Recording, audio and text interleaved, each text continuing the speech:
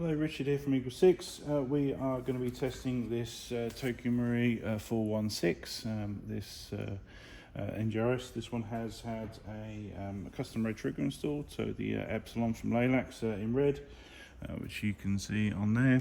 We've also fit a gate Titan basic.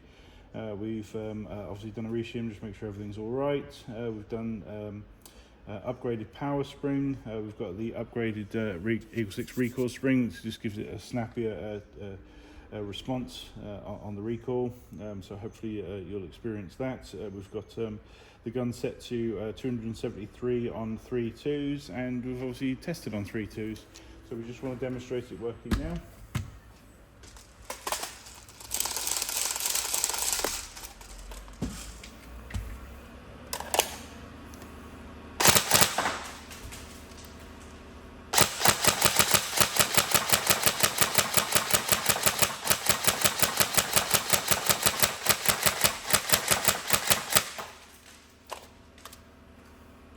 So nice and fast trigger response now.